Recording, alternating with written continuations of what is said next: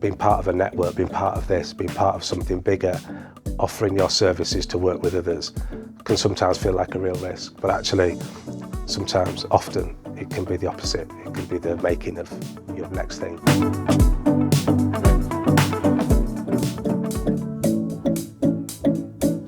I mean, we didn't give him a round of applause, but can we give Craig I don't need a round of applause. Well, we always do it now, because then if it stinks, That's we can true, edit James. it in the video. I love that, James. Yeah. I love that. Perfect. Craig is a good friend of mine. I'm not going to steal too much of your thunder, but has had an amazing journey, largely in sort of men's fashion, and latterly in a beautiful charity called Hope for Justice, based in this area, and we'll come on to some of that. But Craig, why don't you give us a bit of a snapshot of your career to date and the journey that's been, as a bit of an overview for us, so we can picture you. Yeah, that'd be good. I won't bore you, I promise. I'll try not to, all right? So I'm going to go right back to the beginning, because I think it's interesting that you see how things developed and what they were based on in terms of my career. But I studied at Bristol doing fashion design, and the reason I went to Bristol wasn't actually just because it was a really good course and had really good kind of feedback for what I wanted to do. It was because in Bristol there's two big medical universities, and from a very kind of, I suppose from kind of my early 20s, even before then, I was developing products to help my brother. So my brother suffers from something called cerebral palsy, okay? And really different levels of it, but he was severely affected by this. He couldn't walk, he couldn't talk, he couldn't communicate. He had the life expectancy to the age of 8. He's now 54, which is brilliant, isn't it? But I grew up in this household of like medical emergencies. Like, you know, his windpipes would close, he couldn't breathe. We had like probably about 25 kettles in the house, because my mum would just pour the kettles on to create steam, yeah? So my brother could like breathe again. It was crazy upbringing. And I remember holding my brother up under his arms, because he loved, although he couldn't support his own weight, he loved to kind of exercise and try and walk. And I developed some products that basically would help strengthen his muscles, upper and lower body muscles. And I loved that process. It was mechanical engineering. I'd literally knock these contraptions up like in my dad's garage, you know. It was pretty crude in terms of what I was doing. No way today would it have got through like health and safety, like no chance, right? I had welding torches, I was having fun, right? And this Boot, we all know Boots, right? They came to deliver one of these kind of mechanical beds for my brother, and one of these hydraulic beds, and saw these contraptions. They must have had a heart attack when they saw them. But they said, what's all this? And my parents said, well, you know, it's his crazy brother, like designs these things to help him, you know. Now we go, no, this is brilliant. This is like, do you know what I mean? This could help so many people. So before I knew it, they'd asked me to apply for this Engineer of the Year kind of award that was going, and I turned up in London at the BT Tower, and kind of Virgin were next to me with their new electrical motor for trains, and I was there like with my little pull-up, kind of some like, you know, really bad graphics and kind of like a couple of these contraptions, thinking, I just want to die. Do you know what I mean? Like, oh, what am I even doing here? Do you know what I mean? Yeah, there was some pretty hardcore judging panel, Carol Voderman, there was like, you know, government, there was all kinds of people there that I was just like, oh, this is embarrassing. Anyway, for some strange reason, I won that and basically got sent to America to represent the UK in Engineer of the Year, and won that as well. So I don't know how, but I did. So then I'm faced with this, like... So this is while you were at university? This is while I was at university, yeah. So I was basically doing three and a half days fashion degree, 2.5 days developing this product with at the medical universities, working with superintendent physio. So I had this warped life of like fashion one moment, medical engineering the next. And I want to encourage you actually, because people say, oh, what are you? And, kind of, I think the creative industry loves to pigeonhole us.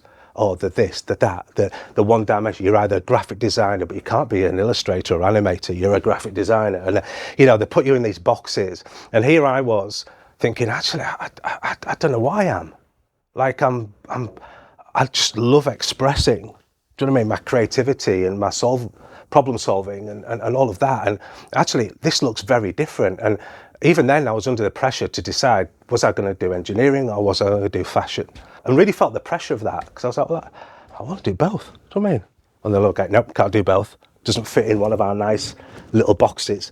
So today I wanted to encourage you in terms of that as well, in terms of not to pigeonhole yourselves, because you're so much more than probably just what the industry wants you to be. And my journey through my career kind of explains that story a little bit. So what came after uni for you? I decided to do fashion because that was what I loved most. So I worked with a German company developing these products that I'd developed for my brother. I'd got some patents, I sold those, I exited that, but with a nice bit of cash, which is always helpful, James. Yeah, it is. It's always good. I decided to do fashion. But here's the thing, I started to really, before I went into fashion, asking people, okay, what does it look like in fashion to get to where I want to get to, right? Because like, what's the end game? And they were like, well, you need to start off as a junior designer, and then if you're lucky, you get the next level, and then you become a manager. If you're lucky, you become then a senior manager, and then you become a director. And I was like, how long does that take? And they were like, oh, about 15 years. And I was like, well, I'm not doing that. That sounds rubbish. Like, why would I want to do that? So started asking really stupid questions. Like, okay, if I want to get there, what's the quickest way to get there? And how can I cheat the system? That was my question. And people say, well, actually, there's the way that fashion works. There's the creative who does like the design, then they pass it over to a technical developer, a product developer, and they basically take what the designer's done and bring it to fruition. So actually, they are the creators. Not, the designer is part of that process, but the powers with the technical developers, they're the one who make all the decisions, right? So I was like, okay, so if I can become a technical developer, understand what they do, because I wanted to do technical sportswear because it was a bit geeky and I liked it. So I thought, if I learn that and then I flip back into design, and people were like, you can't do that. Designers hate developers. Like, they'll kill each other. You're going to go into this war zone having said you're no, it doesn't work. So I thought, no, it's going to work. So I blagged my way into, I looked at like Adidas, Nike, Reebok, all that. Looked for a technical developing position to come available. One did at Reebok in Lancaster, and I decided, right, that's what I'm going to do. Like, I'm going to blag my way in. So I did something really naughty. I didn't lie, but I just creatively manipulated my CV a little bit, and no qualifications were made or that I hadn't achieved or nothing. But I just kind of told it in a slightly different way. And thought, oh man, I'm going to get found out. This is going to be rubbish. But to my surprise, they seemed to like it and said, okay, we're going to offer you this position. So I was like, wow. So that's what I did. I went into technical development, spent the next sort of 2.5 years traveling the world, going to Asia, going to, kind of far-reaching places, working with factories, understanding technical development, understanding the relationships with factories, what they need to look like, what does sustainability look like, what does good practice look like. Learned heaps until I got to a stage where like they were talking about promoting me into like, and I was like, but that's not what I want to do, James. I want to be a designer. So I remember turning up one day with I sold our car, bought a Mac for the first time, taught myself Adobe Suite, got a portfolio together, went and saw my boss and said, listen, I know you think I'm a technical developer, but actually I'm not. I'm a designer. And yeah, the room was full of laughter for about 10 minutes. And I was like, no, really, I am. And they were like, no, you're not. I said, no, I really am. Look at my portfolio. It wasn't the best portfolio, do you know what I mean? It wasn't like super slick. It was all right, but it demonstrated that I could actually design and I knew what I was talking about. So he was like, look, Craig, I'm going to be honest. If you go in that design room, they're going to kill you. They're going to murder you because like they really don't like the fact that, you know, developers own so much of their work and you're basically one of them. So if you want it, I can introduce you and let's put you in there for a couple of weeks, see how it goes. And I knew that was his way of saying he's dead. Like he's not going to come out of this alive. So I went into the design team at that point at Reebok and sort of started developing my creative design work, technical sportswear. But because I knew all the factories, I knew the efficiency of the pattern layers, I knew how to, like, my protos were coming in like damn near perfect. Do you know what I mean? The other designers would take 3-4 times to get what they wanted to look good. Mine was coming in, I was like, yeah, I'm happy with that, tick. Right, yeah, that can go to production. And of course, that really warmed me to the design team, James. They loved me. Do you know what I mean? Even more, because like, so I was like, oh man, this isn't good. But basically, it worked. I went from being introduced to the design team to be head of design at Reebok within like 6 months, which is unheard of. And that was because I went at it from a different angle. So yeah, that was kind of my first experience really of kind of getting into fashion. And then you moved from Reebok to New Balance, yeah. New Balance. Yeah, that was interesting. So a little detail that I didn't mention, which is probably worth mentioning, was whilst I was at university, there was this girl there that I really fancied. Right, she was hot. Right, she was like really good. Right?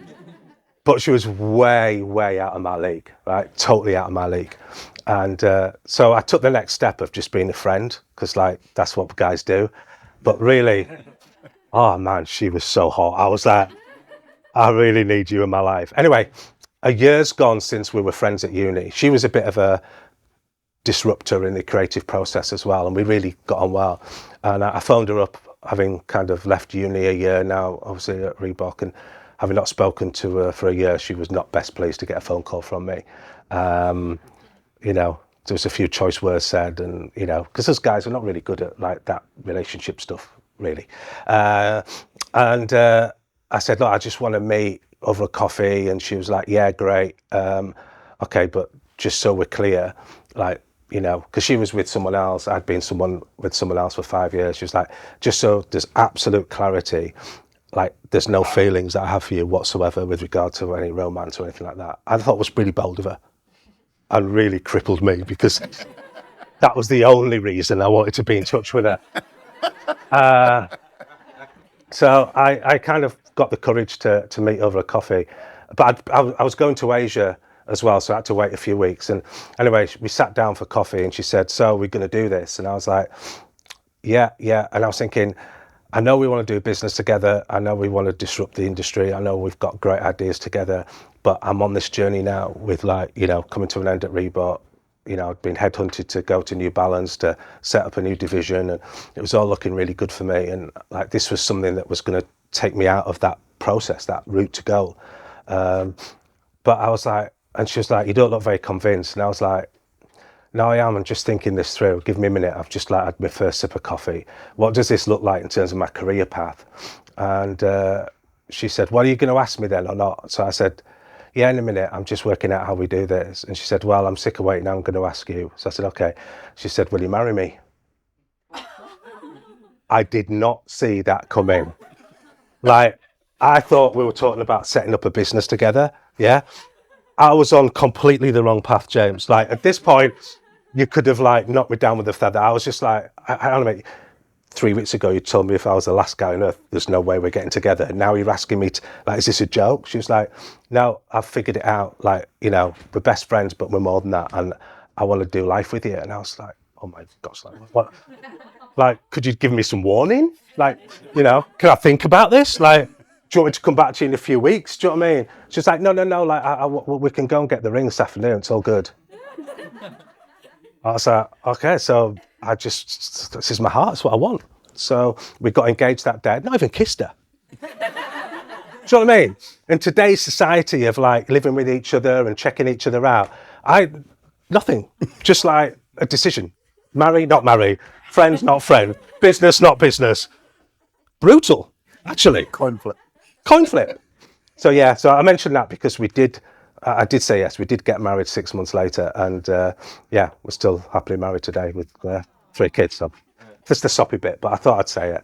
And so yeah, so then I went to New Balance, which was crazy. So their headquarters are in Boston in the US. I had a US boss, which I'm not going to suggest any of you do. And if you have, like, I'll there's some sort of, like, you know, There'll be a support group later. yeah, counselling, everything. Like, do you know what I mean? It's fine. But that was a real, like, eye opener for me, working with the US team, building a new team out in the US, working from the UK, but traveling a lot again. And but it was amazing. And I remember, you know, again, it's kind of really pioneering in that space and developing product that was winning awards, that was kind of like, you know, they wanted to do the whole fashion couture thing, which, like, was really interesting because that's what I wanted to do. And I was seeing it in Japan. I was traveling a lot in Japan, and I was Tokyo, Osaka. I was seeing the youth movement there and how they would, you know, even, like, this is 20 years ago, they'd have, like, lycra pants, big bubble jackets, Moncler, branded up. The way they styled, the way they put things together was completely different to what we do in Europe and in UK. So I was bringing back influences from Japan and places where I was traveling and putting these looks together, and they were flying. Do you know what I mean? Like, it was really starting that new movement in Europe for that kind of thinking of technical sportswear as fashion. And I was part of that journey. I was part of pioneering that, and I'll always be grateful for that. So yeah, that was my time. Another sort of 4 years spent at New Balance, and it was really good. Then comes, is it Preview after that? Preview after that, yeah. So this is where kind of it comes into visibility in terms of we're not just the one thing that the industry says we are. So I got an invitation to work with Central St Martin's in London. By the way, this is classic. Craig, can we have a quick overview of? And 40 minutes later, we're still on the. Sorry, I'll be quick. I'm joking. No, it's good. So yeah, Central St Martin's had a commercial hub, and they worked with their alumni. So they had. Basically what it was creatives who'd gone on from university at Central St Martin's, who were now in lead fields doing, you know, TV presenting to filmmaking to, you know, graphic design, to a whole scene of different creative furniture designers, fashion designers, you name it. They had this system of wanting to map and track trends. So what was happening globally in all these industries, and how could that be mapped and tracked and brought into big institutions who were very departmentalized and couldn't think outside of their own box. So we set up a global reporting system with the alumni, and basically each creative would get paid each week to send in something that was happening in their space, right? So no limits on what that was. It could be a technology, it could be a visible trend, it could be something that, you know, was being talked about. And we'd get thousands of these indicators, micro indicators, and then basically we had a piece of software that would analyze that, and then over time, if that kept being a thing, like it happened in multiple weeks or multiple months, that would then move from being a micro trend to a macro trend, and that's what we'd then build on and service to these big institutions. So for example, in Japan, the youth were mixing music on their phones, using an app. They were just to give it some context, this is very early 2000s. Very early. So right at the start of any of that stuff. I mean, I'm old, right? So, like, sorry, these are really bad examples, but at that time, that's what it was. And we managed to track that through Japan and box that up, and then talk to the phone companies about this is what phones were actually being used for. They had no idea. Yeah, they just hadn't gotten onto this. So it was perfect. Things like aesthetics, working on pattern, working on gender and how pattern is put together by different genders. We worked with Dyson in terms of, like, we found out that most of the demographic who buy Dysons are actually men. Like, you know, not surprising. They look like a gun, don't they? They're brilliant, you know, love Dysons. And the funny thing is, guys hate having a Hoover out in the kitchen, or it's, you know, they hate, but with a Dyson, it's like pride of life. Dyson, you know what I mean? It's going to be seen by anyone coming into the house. So we did a whole work with Dyson and other companies like that. And that happened for a couple of years, and I consulted on that and worked within fashion on that as well. And that was really good. Really loved that time. But that was completely outside of my kind of thinking. This was something new. It was pioneering. It was innovation. It was bringing creative ideas together to try and impact in a meaningful way. And some of the work that we did with some of the biggest clients in Europe was fascinating, talking to their creative teams. I mean, I was talking to a creative team at Dyson. There was 200 designers, like huge. Do you know what I mean? Same with Marks and Spencers and others. So that was a really precious time. Loved the experience of that. And That's actually where we first met, isn't it? it was. I think. Yeah, So it was. we were providing the video content for Indeed. the trend forecasting stuff. Indeed, yeah. So we got to report on all this. You forget, but early 2000s, and we were talking about wearable tech. Yeah, like the stuff absolutely. that is only just landing now. Yeah. And I remember interviewing some of Dyson's R&D Yeah. department, and the stuff right. they were forecasting 20 years ago. Yeah. Was some stuff that hasn't quite landed. No, it's crazy. Takes a while. Yeah, but you can see it happening. So Yeah. It was a fascinating space, and Central St Martin's was a key part of that. And It was. Yeah, so we ended up with this trend product, basically, that James helped with as well. And we serviced a number of big kind of institutions in the UK and in Europe with that kind of, and it was gold dust to them. They loved it. It was just exactly what they needed to spark their thinking and outside the box thinking, their innovation. So yeah, that was really incredible time, actually. Loved doing that. And then after that, you stepped back into more of a creative fashion role. Yeah, I did. I got, as I said, technical sportswear was my bag. That's what I loved doing. And I got headhunted for a role, to be interviewed for a role for actually a local company, Henry Lloyd, who were doing kind of working in F1, working with fast boats, around the world races, all that kind of stuff, but also had a lifestyle collection. And they were looking for a creative director. And so this is where I need to tell you the story, because it's quite remarkable. Can we come on to that? We'll come on to that. We'll come on to that. I Okay. love this story, and we are going to do it. Okay, cool. And then Henry Lloyd, you're there for 10 years. 10 years. 10 years, really? yeah. Yeah. Wow. Yeah. And then So then, after doing something for 10 years as a creative director, like, I'll be honest, it's brilliant, but you're fairly rinsed. Like, collection after collection. We did 13 collections a season. We had 4 seasons a year. And that's a lot, yeah? And that everything went across my desk. So basically, as a creative director, I had design, development, didn't quite get those two working together even then, but I had those 2 departments. But then I had global marketing also as part of my remit. So and you were doing, as well as sailing F1, you even did Team Sky's technical wear. Yeah, we did Team Sky, which is now Ineos, and did all their cycling collection, which was pretty cool. So yeah, we're working like with some really serious partners, and it was, I loved my time there. It was fantastic, and again, traveling a lot.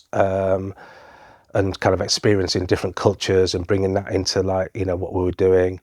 And then the 2 owners, 2 brothers, Paul and Martin, they'd been doing this for a while, decided to exercise their exit clause. And as part of, it's like when a company sells on or does something, they sold it to an investment company who were in Copenhagen, and it was like, look, Craig, like, we want you, but we need you to move to Copenhagen. And I love Copenhagen. Couldn't afford to live in Copenhagen, but it was lovely. But my kids were going through key periods in their life, exam season, all that kind of stuff. They had their friends, and I was like, I don't think it's right just to upend the whole family and move out there. So I came out of that. I was a board member, obviously. That was tricky, but there's some bits of funding there which were helpful. And then I was like, man, like, I need to do something different with my life. Like 10 years, like, do you know what I mean? So I did the thing that, like, I wasn't very proud of, and I knew what I needed to do, which was something different, and I ran straight back into what I knew, because, like, that's what we do as humans. We like safety. We like what we know. We don't like what we don't know. Do you know what I mean? Because there's stuff in there that's uncomfortable, right? And I didn't know what that world looked like. So I went straight back into creative directing, working for company called Brand Machine Group. They look after about 20 different brands, and I was brought in as creative director, overseeing all of the brands, commuting from Manchester to London every day. And I did that for about a year, and then my good wife turned around and said, look, not being funny, but like, we don't actually see you. Like, do you know what I mean? And it's a fair point. I was heading towards kind of meltdown at that point. And she said, look, you know, we've always made this work, we're a team, but in this instance, like, the kids, like, I don't know what it is with kids, but they get to a certain age and they go from being like needing mum to needing dad, right? And like, I have 2 boys and they were like really struggling with some stuff, and I just wasn't around to help with them. So I made the decision to come out of that and to do the thing that I knew I was being pushed towards, which was this new thing. What that looked like, I did not know, but I knew I wanted to come out of just kind of making people rich, right?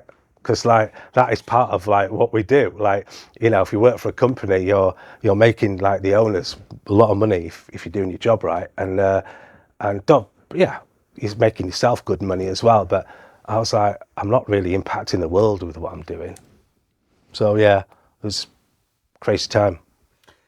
Which took you into? Which took me into working for Hope for Justice. So I've always had on my heart like those in society who are like the kind of vulnerable. I've travelled the world for like best part of 30 years. I'd seen what poverty looks like. I'd seen what you know, kids begging on the street looks like. I'd seen what, you know, exploitation looks like. I've been in factories, walking around a factory where the owner had offered me one of the work staff for that evening to serve as my own pleasures with. Like, I'd seen all that, do you know what I mean? And I was disappointed and I was angry at that. And I was like, well, maybe I can use my talents to make an impact in the world and do something different. So I started looking around and looking around Manchester particularly, and I found this organisation called Hope for Justice, which is a global organisation, and it works to end human trafficking and modern day slavery. It rescues kids from brothels. There was a case at the point which really was in the papers called Operation Fort. You might have heard of it, but 2 people who've been trained by Hope for Justice recognised a community in the northwest that they thought was being affected by modern day slavery, and it worked out that it was. The charity kind of investigated it and found 400 victims of slavery. These victims were getting washed in the local Manchester Canal, like, because they were living in squalor without any running water. They weren't being fed particularly well, and they weren't earning any money, and they were being exploited sexually as well as physically in terms of exploitation. But also, you know, they'd been threatened. Their families had been threatened that if they escaped, if they moved, if they did anything else, then their family members would be dealt with, let's say. And most of the 400 victims were actually harvesting crops for Waitrose, Asda, Sainsbury's, you know, where we buy our groceries. They had no idea, but those 400 victims were basically being abused in forced labour. Yeah. So I run part of my work is running a cross-functional creative team within Hope for Justice. So we've got filmmakers, we've got graphic designers, we've got creative writers, we've got social media experts, we've got UX, UI. We've got a whole mini agency, if you like, working in this organisation. And that's been really interesting because when I first got the job, COVID hit. I was like 6 weeks in and they were like, welcome to Hope for Justice. Sorry, but you're furloughed. I was like, oh, what happened there? Do you know what I mean? Like, it was weeks. I was like, you can't do that. So that was a bit of a pain and actually worked through that for a while and then managed to convince the kind of board that actually COVID wasn't a time to just settle. It was a time to get ourselves in a position for like when we're out of COVID. So actually them furloughing the creatives and kind of putting people out for what wasn't actually the answer. The answer was investing at this point, which to a board is like pretty brave and risky thing to be talking about, but it was necessary. So they gave me time to explain what I wanted to do. They brought me back in. They let me build my own team. They invested a lot of money, and we started looking at things like, okay, what does our website look like? So rather than do the prototypical thing, we worked with a group of behavioural scientists in terms of donor movement and route to information, and we worked with our own creatives in-house to design the website. So we did things really differently. We did new website, new branding, we had new trademarking, you name it, we did it all in like a 6-month period when COVID was going on. So while the world was sleeping, we were getting ourselves ready to go again. So when COVID ended, we had a refreshed brand, we had optimized websites, great CEO, great expansion in what we were doing. We had great material that we're working on with others in terms of film and animation, all that kind of stuff, and we hit the ground running, so it was good. Including some amazing like advocates and celebrities and things like that. Yeah, absolutely. Yeah, we've got some amazing people on board who really wanted to kind of like, you know, using my contacts in fashion, but not just that. Yeah, just working with key influencers who could like spread the message and use their networks to go, this is a real thing. Like, people don't realize 50 million people are exploited in human trafficking. 50 million. And we want to make an impact in the world. We want to change that. And we work with coalitions and other organisations. We're quite collaborative and open-handed in how we work. We share our resources. We share our office space in Manchester with those that need office space, a bit like what you do here, James. And our heart is to change the world together and do it like, you know, and bring in kind of outside and inside and make that work. So yeah, it's pretty cool. Amazing. What a journey, right? To rewind a little bit into the sort of creative section of your career, not that that's stopped, but any notable sort of campaigns or career highlights that stick out for you creatively? Yeah, I mean, there's loads. There's stuff that really kind of challenged my thinking. I remember one campaign. One campaign was we were doing sustainability in F1 and what that looks like. And the idea was that I'd spend the time watching the F1 from a luxury yacht in Monaco, overseeing the Grand Prix. Sorry, I know. Sponsored by Louis Vuitton, right? And Moet champagne, right? Like, these don't come along very often. And surprised, that was my favourite campaign, James. But what happened is I had to get from the port in a rib, which is like a really cool small like boat, to the luxury yacht. And I had kind of like, I was obviously doing social media from the yacht. I was like, camera, you know, photos, all that kind of stuff. So I had all this stuff on me.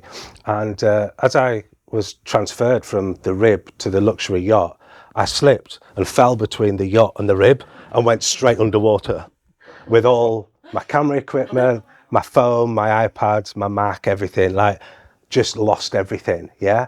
But not only that, I'm there as the creative director, now totally soaked, looking like a right muppet on this luxury yacht with models and champagne, going like, I don't know what to do here. Do you know what I mean? And that was embarrassing, and it took me a while to recover from that. Luckily, it was really hot, and I dried out really quickly. But yeah, I didn't look best on that day. But the actual campaign was amazing. I remember working with, like, you know, some of the famous drivers and their teams. I got to go into the kind of paddock, which they call, like, you know, with all the kind of key members of the team in the garages, seeing how, you know, these pit garages that F1 use, like, you could eat your dinner off the floor. It's cleaner than our kitchen at home, which is not saying much, but they're like sterilized environments. Do you know what I mean? They're like, so I learned about precision and what it looks like to be, what the margins of success and failure look like in an environment that's so competitive. And that taught me a lot. It was very symbolic, but in its purest form, it taught me to understand that actually good isn't good enough sometimes. You have to strive for excellence, and there's fine margins there. But yeah, that was probably some of my favourite campaign work. Amazing. You've done a lot of travelling. A lot of travelling. You ever get travel sick? Not travel sick. I'm teeing you up for a story, I know. Yeah. There's there's You might not want to share this one, by the way.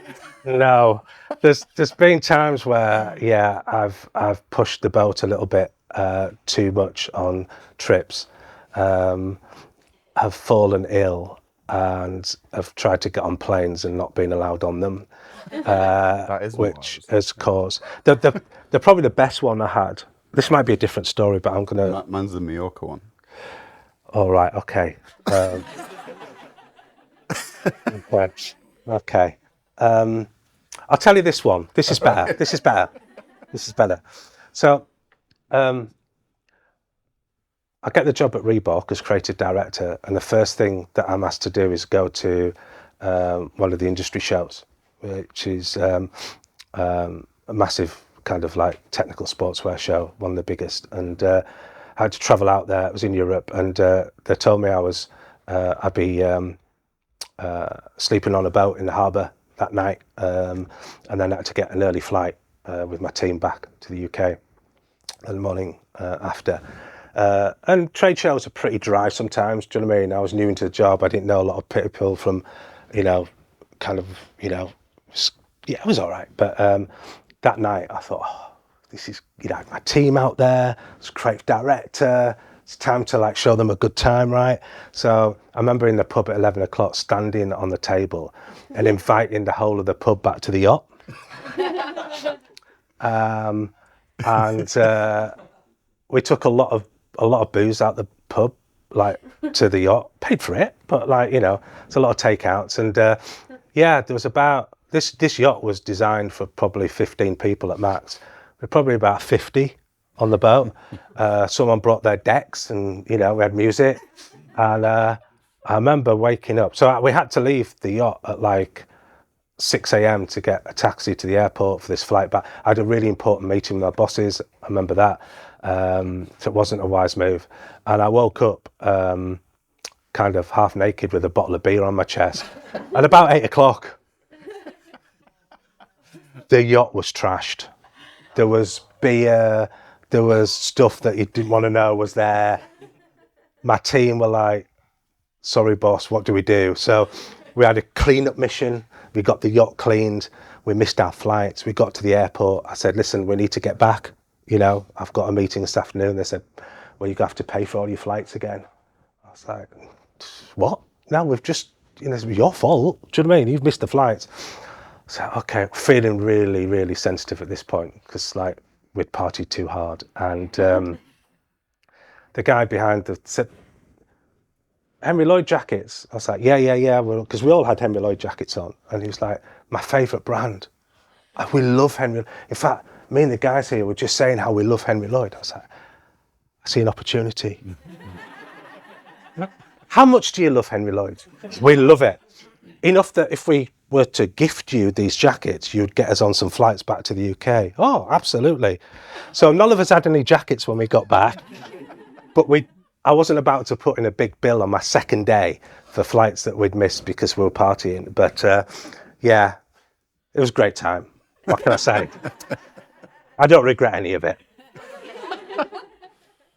I wonder if you could let us in on some of your creative process. We're all many of us are creatives in this room. We all have different ways of approaching briefs and campaigns. I mean, it sounds like there was some level of churn by the time you're doing 13 campaigns every quarter. But where were you getting inspiration? And you touched on travel, but I think whatever you're doing, whatever discipline you're in creatively, you've got to be a visual storyteller, right? That's what we all are, right? Like that's a key part of who we are. So whether it was working in fashion or working in other areas, for me it was all about telling a convincing story. And it didn't actually matter where the inspiration came from. So sometimes for fashion, I'd be looking at furniture. I'd be using that cross-pollination of like what was happening in kind of the automotive industry. So for example, if I was looking at colour, automotive was brilliant because in the automotive sector, they basically developed their colour 10 years in advance. right? So, because they've got to get all the chemicals and the testing done. So I was basically leaning into automotive companies going, okay, what colours are you working on? Kind of, and they were like, at the time, it was, remember when all the cars were coming out matte? Like, they were ugly, weren't they? Do you know what I mean? They looked like they weren't finished, but it was a thing, right? So like, I'd be working with, say, the Volkswagen Group, and they'd be talking about how matte finishes were going to be the next thing. So in fashion, I was then looking at, okay, these kind of technical fabrics were always quite shiny because they used yarns that reflected the light. But what happened if we developed full dull yarns? Like, could we do that? Was that a possibility? So it was stuff like that in terms of bringing stories together from the future to like, how would that look like now? And that was always part of my process. And the reason that's so important is because if you win on a couple of those, what you're actually doing is disrupting the flow of what everyone else is doing, and actually you're bringing something that is unique and that's pioneering. And some of it you will get wrong, but you only need one or two of those things to land and to work well, and suddenly your work goes up 10 levels, you know? So my process has always been, how do I break the status quo? And I was always inspired by, you know, Steve Jobs and, you know, Apple, and how they changed the world with what they were doing in terms of, you know, what computers look like. And it was the same for me. I was like, it doesn't have to, just because we've always done it this way doesn't mean we need to continue doing it this way. And then finding out what that new way was and really leaning into that. And it was pioneering. It was about finding something that no one else was doing and being brave enough to kind of come up with concepts that seemed a little bit crazy. And crazy is a good thing as a creative. Your bosses don't always like it. Those that are like doing the numbers don't always like it. But a bit of craziness can go a long way to actually taking industry forward. And that's always been my thing. Mm-hmm. Brilliant. We have quite a few things in common. We are good-looking guys. We're both very good-looking guys. Let's put it out there, James. Right? Let's get that out there first. I think so. Both creatives. Both got three kids. Yeah. But one thing we discovered that we share is faith. We do. Yeah. And I wondered if you would dive into that a little bit for us in terms of how is that does it influence what you do, how you of course it does. Of course it does. And you know, don't worry, I'm not going to get all religious on you, but I do want to share a story if that's all right, because this is a good example. But simply put this way, like, my faith is in a God who's like, I see as the creator of heaven and earth, right? So like, he to me is the master creator. So like, you know, and it says in this book called the Bible, it talks about that we're made in his image, right? And I believe that stuff in the Bible. So I'm like, if I'm made to be like my dad, and my dad is the super creator, I want to get to know my dad a bit more. I know that sounds really cheesy, right? But that's honestly, that's like where I'm coming from. And he's been good to me. Like, so the Henry Lloyd thing was really interesting. So when I got called by the recruiter for that role, second interviews had already happened. And I was going in, and they said, "Look, it's you know, we think they're interested in you, but they've already at second interview stage." So, and they were flying people in from America. They said, "You know, you're a wild card." I was like, "Great, just what you want to hear. I'm a wild card." So they said, "We need to get you in quick. Second, third interviews are like in 2 weeks' time. They want you to go in and present a 3-year business plan." I was like, just let me check the job profile. Like, creative director, yeah, okay. What's a 3-year business plan got to do anything? And they were like, well, you're going to be leading that plan, so they want to know what you're going to put in it. And I was like, fair enough, I get that. So I went back, spoke to my wife, and said, look, I really feel like this is lighting me up inside. I need to go for this. And she was like, you're kidding. You've just come back from Japan. The kids haven't seen you. We're going camping next week. Like, no. I was like, but love, it's this job is everything I want on paper, right? So she said, okay. Said, here's what we'll do. And my wife was always good at this, but I always hated her for it. She brought in this like thinking that was that I couldn't argue with. She said, I'll give you an hour in the morning and an hour at night each day to put together this plan, but the rest of the time you're totally focused on family. And I thought, okay, that's not great, but I can. And then I realised I'm in a tent for the next 9 days, like in the middle of nowhere. Like, how am I going to put a business plan together based on that?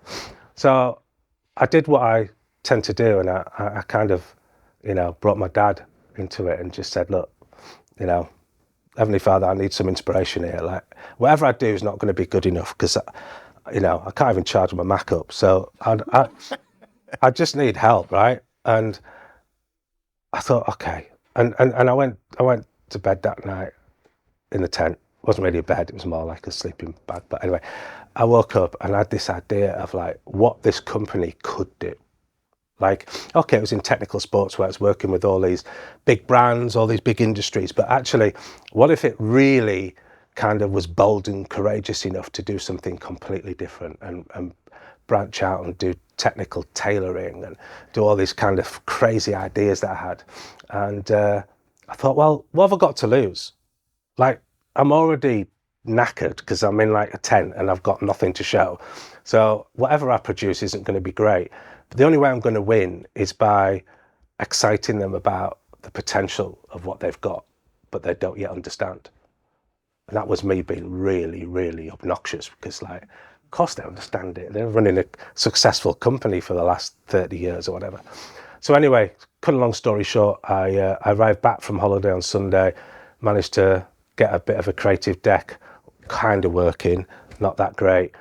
Part of it was about new fabrics. I was going down the whole sustainability, eco route kind of thing. So I'd thrown some fabrics on some foam board and looked at it and went, it's not looking great. Arrived at the interview to see my mate who was running Nike and my mate who was running Puma sat in reception saying, hey mate, how you doing? Well, what are you here for? I was like, probably the same reason you're here. And they were like, no way, you're going for this job. Oh, right. But they were like 2 or 3 steps ahead of me in their career. They'd kind of done it with Nike and Puma. So I was there feeling really great about myself. Like, I'd got like a Staples carrier bag with a few print-offs, my Mac with a dodgy deck. And they're like, their kind of proven history spoke for itself. So I went up to the boardroom, was invited in by IT, he said, look, how are you going to present this? Do you want your Mac up here? So I said, oh, well, I've got a bit on Mac, a bit on paper. And he was like, yeah, right. I said, no, I have got a bit on paper as well. And he was like, oh, okay. You could tell it was like not great. Anyway, I was in, had to do it.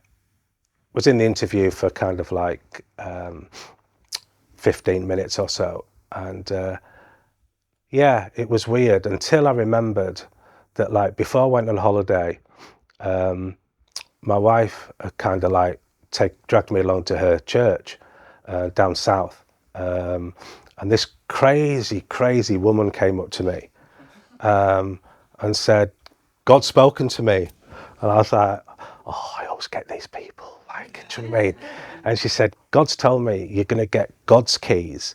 You're going to bring light to darkness, and you're going to kind of design out of a place of worship. I was like, okay, thank you for that. Really appreciate it. Like, move on, you know what I mean? Cup of coffee would be good. And my wife's like, no, you need to listen to her. She's like, she really is kind of like close to hearing God's heart. And what I was like, yeah, but she seems a bit whack. Like, let's move on. So that was honestly, James, that's what I thought, right? So I'm in this interview and I'm remembering this stuff, thinking, this has been one crazy journey. So they said, right, have you got your 3-year business plan? I said, I have. Didn't even mention about being camping the week before, so that's just bad form and excuses, right? So I just thought, I'm just in for it. So I said, okay, this is what you do now. Successful, but this is actually where I think the new growth is. And it's in these 3 new areas, which are totally outside of your comfort. But what it will do is bring in a new wave of customers. It gives you, leverage in new markets, especially in Asia. I've seen it, I've done it, I know this is going to work. And I really went for it. It was really crazy stuff.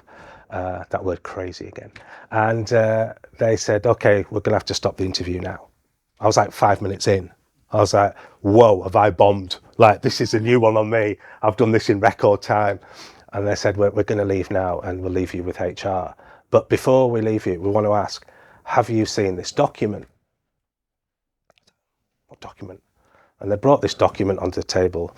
I remember it was like this big blue book. And they said, we're not going to open it. We just need to ask you, have you seen it? I said, no, I haven't seen it. I have no idea what it is. And they said, okay, are you sure about that? I said, yeah, I'm pretty sure. I was thinking, what is this? Like, I feel like I'm in like a courtroom. Do you know what I mean? I'm like, I've been interviewed for a job I know I'm not going to get. Like, what's the problem? So they left. I didn't know what was going on. I had my coat on. I was getting ready to leave. I was like, you know, I'd unplugged from the big screen and like, I was ready to go and just go, well, this has been a disaster. And they said, oh, before you go, we're going to bring the team back in now. I was like, what is this? This is like an interview process I've never known. And they said, right, we need to go back to this book. I was like, what is this flipping book? Do you know what I mean? Like, it's driving me nuts. So I said, can you just tell me what the book is? Because no one's actually told me what the book is. You just keep asking me, have I seen the book? And I'm telling you no. And I don't even know what the book is. So they said, we'd like you to open the book. So I was like, okay. So I opened the book. And like everything in the book, every image in the book, every idea in the book was what I just presented. And like, almost like carbon copy. And they went, we've just paid a Swedish agency like hundreds of thousands to put together our future 3-year model. And you've just presented it on screen. We need to know how and why. And at that point, I was lost, do you know what I mean? So I said, I can't explain this. Like, and they go, no, we need you to. I was like, because at this point, correct me if I'm wrong, but they're thinking there's a leak. Oh, like yeah. There's a mole. Yeah, absolutely, yeah. And also, it like things like the Google image search stuff that you placed and things were the same images. Absolutely the same. In the book. Identical. Yeah. So I get it. I can see their problem. But I'm like, hey, dudes, I've been in a tent for like the last week. Like, I didn't even have a plug. Like, I ain't been like networking and infiltrating in your like digital files. Like, that hasn't happened here. And you went camping in Sweden? No. Thankfully not. Thankfully not.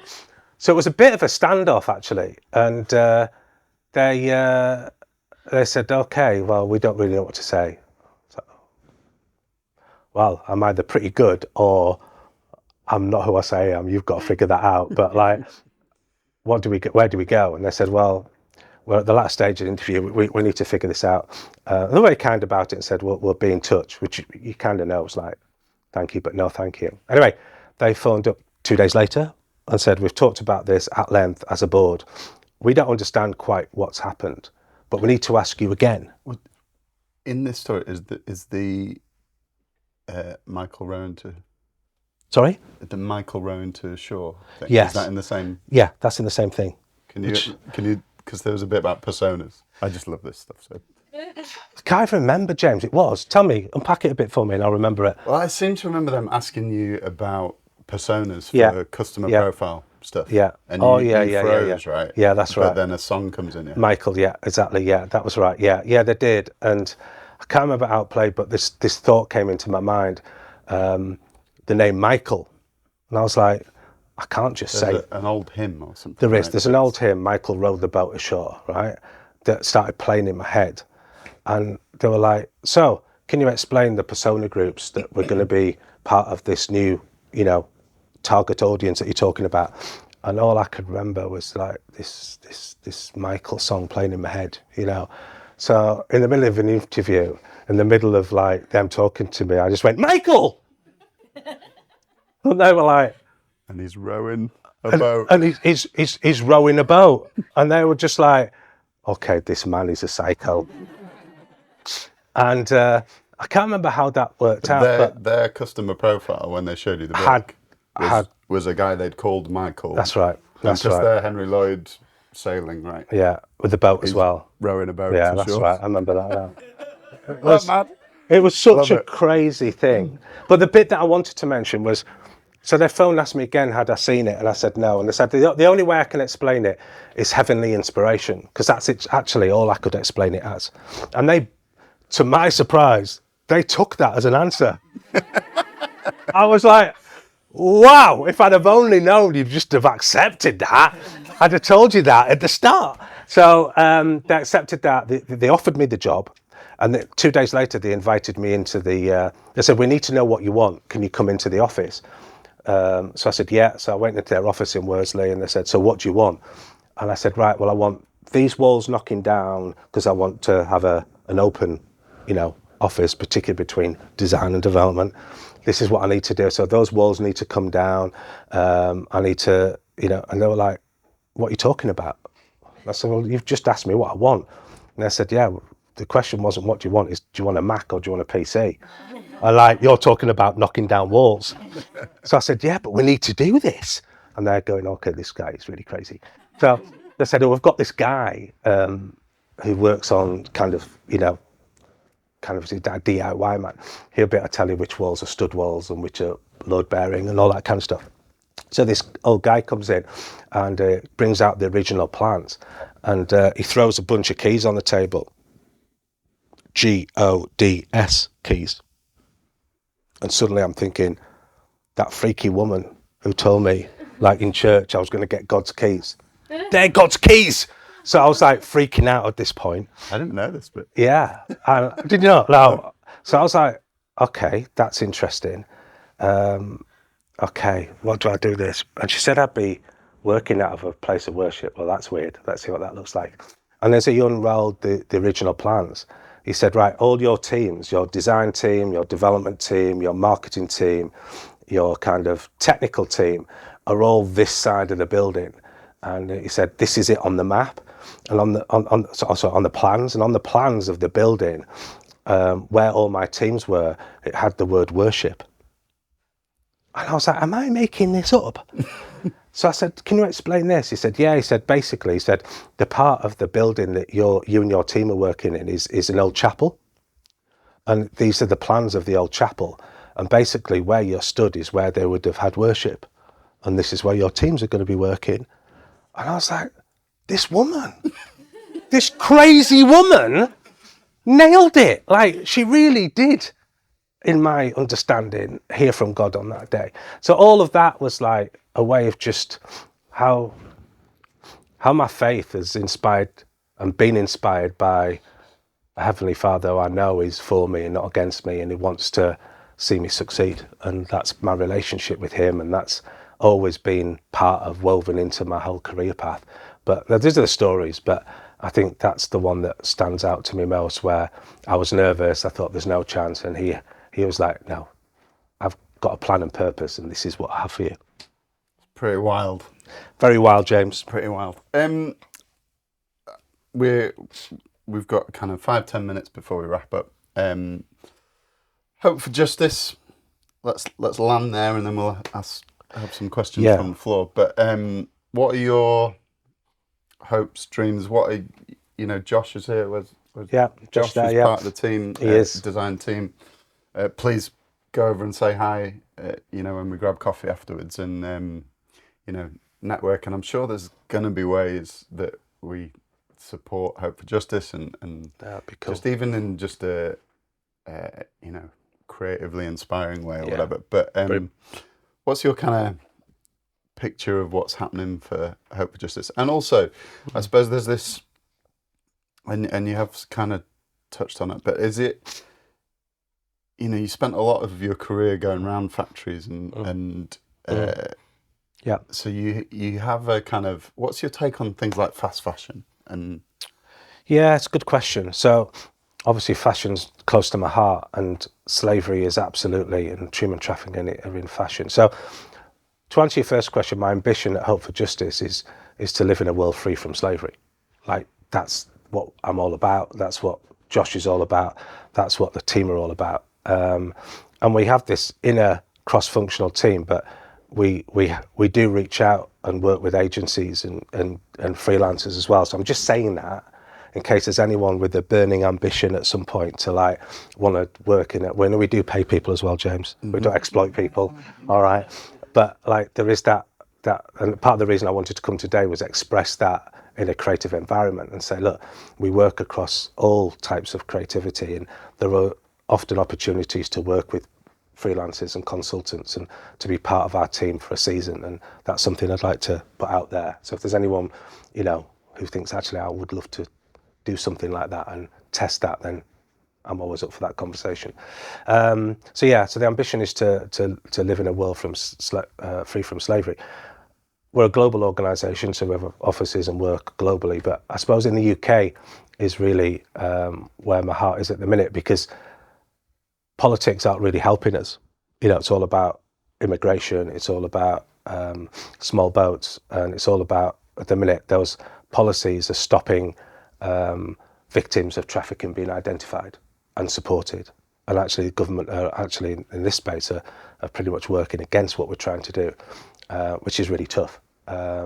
So that is hard, but that's a reality. And we're having to change our programmatic work accordingly. We don't get any of our funding from the government, so that's helpful in that we don't have to abide by what they say. But yeah, so that is an interesting challenge, but it's one that we think we can win. And the way we're going to win it is by understanding that with 50 million people exploited in human trafficking and modern-day slavery, Hope for Justice isn't going to solve that problem on our own. It's working with corporates, it's working with politicians, it's working with, you know, kind of the influential of a society.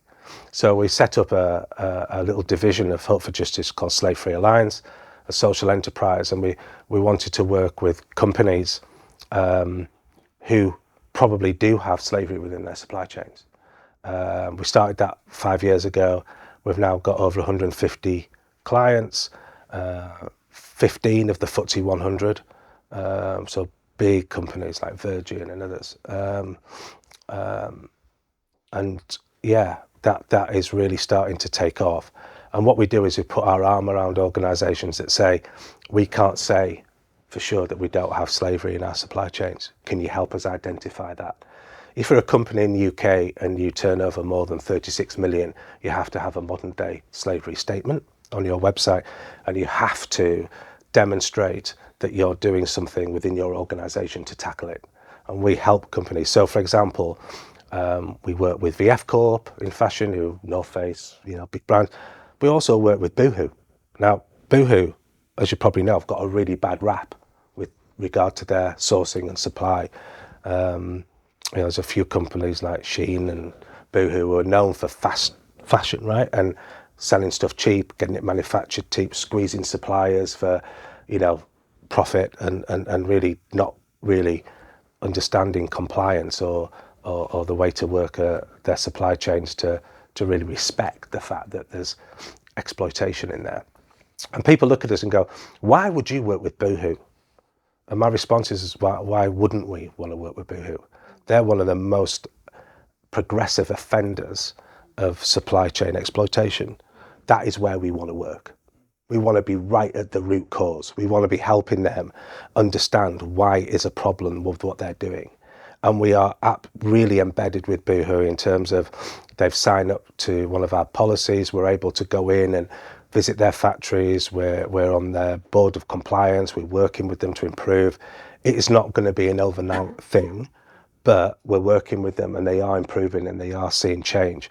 That's what we want to do, James. And, you know, people can sling kind of rocks from the sidelines and blame us for like partnering with organisations that are abusing their workers. But actually, like, surely if we want to kind of end this, like, we've got to go in at the grassroots level and we've got to deal with the pain of what's actually a reality and not just surface feed it, which is not going to really change anything.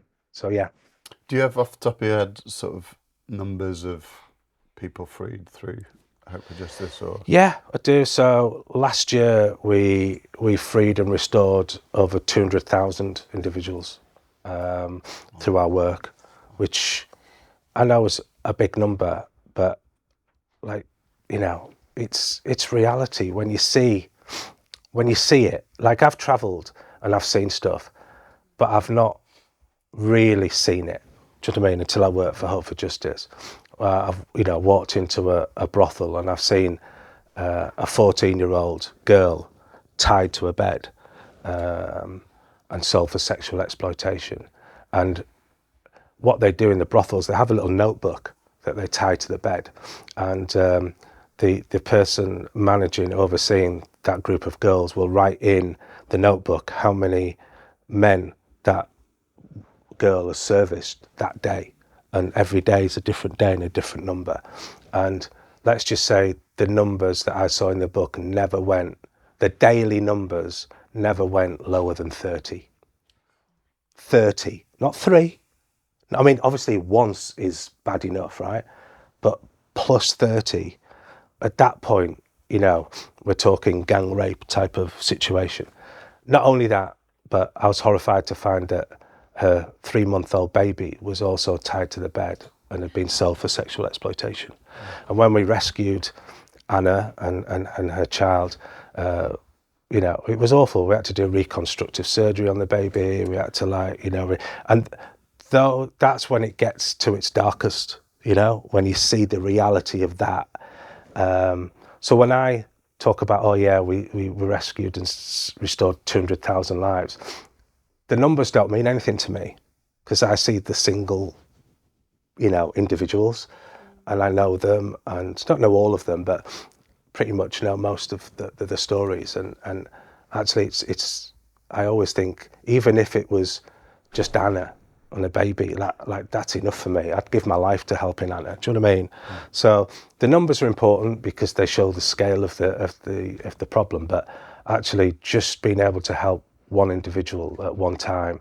And the good part about it is that of the children that we rescue, 85% of those children we reunite back with their families, which is pretty remarkable. The 15% that we don't are normally because the families have been complicit in selling their children into trafficking in the first place. And sometimes it's just not safe to reunite that child with that family because re-exploitation is absolutely a risk. But on the whole, we work with families, we build sustainable living programs, we set them up to win, we lend them some money or give them some money to, you know, buy livestock or set up a business so they can feed their family and support their family. And it's honestly, James, it's compared to what I was doing for 25 years, these last 4 years have been the most, I would say, meaningful years of my working career. I really have. The stories that I can share, the things that we've done, the rescues, the restoration, like it's incredible. It really is. Yeah. Well, if you want to talk to Craig afterwards about any of that stuff, or you know, and do look for Hope for Justice on social and on Please the do. website. There's loads of good information out there. I would love to start to imagine how this group of people might interact and Me too. support creatively as well. It'd be fun, right? Cool. Does anybody have any questions before we wrap up in a few minutes for Craig? I was interested to know how the progression of some of those things that you did for your brother early on came, Yeah. and what happened to them. Yeah, no, brilliant. So I managed to So just for the benefit of the video, in case you didn't hear that, the question was those contraptions and those mad inventions that you had early on for your brother's cerebral palsy. Yeah, that's it. Yeah. Did they go anywhere? What happened to that? They did. So I ended up being able to amalgamate like a few of the ideas in one particular device. I managed to get a patent on that, and then I managed to sell that onto a German medical company who took that, adapted it, and now have released that as a product. So wasn't exactly 100% what I'd created, but I'd say probably about 80% of it was, and I was really happy with that. I was like, this is cool. So it ended up being they found that the application of treatment that was given by the device was actually really useful for people who've had strokes or had car accidents and had drop foot, having been in a hospital bed over a period of time. So it became less niche and more widely used, which was brilliant. I devised it so it could be used with someone in a wheelchair, but actually they took it forward to something that was able to use outside of a wheelchair user. So I was really happy about that. I got a little bit of money for that as well. which is, I always talk about money, but it's important, right? It is, it's important. So that helped me set me up and and allowed me to do some things I wanted to do. So it was good. Someone else? Any more for any more? You talked about sort of divine inspiration, if you like, Yeah. throughout your career. Yeah. Is that what led you to Hope for Justice? And is there a thread that runs through it all when you look back? There is, but that wasn't my motive to go into work for Hope for Justice. Like, I don't know, but in the non-profit space, a lot of the organisations who are doing work are faith-based organisations. Hope for Justice has its roots in that, but you don't have to be a faith to work for Hope for Justice. The staff are made up of kind of believers, non-believers, different, cultures, genders, you name it, and we make that work. So, which is really cool because I love that part of my belief and my faith, and to be able to kind of bring that into my work is important to me. But it's not the reason that I went there. Do you know what I mean? That was kind of like just a good part of it. But yeah, I've seen my faith weave all the way through my life, not just through my career, through what happened with my wife. My kids are like, they've grown up in knowing that what I believe, and they're on a different journey at different levels with all of this. But my eldest is studying architecture in the Bartlett. My middle-aged daughter is doing fashion makeup and that's at Leeds, and my youngest Levi's just got his offer to go to Leeds to study film. So I'm dead chuffed that they've all gone creative. Like, I can have my own little agency in a few years. I can retire and go over to you, because I'm like, we've got fashion covered, we've got architecture and interior covered, and we can film it. I mean, what's better than that, right? So yeah, but yeah, it's definitely weaved its way through, definitely. One more, there was, yeah.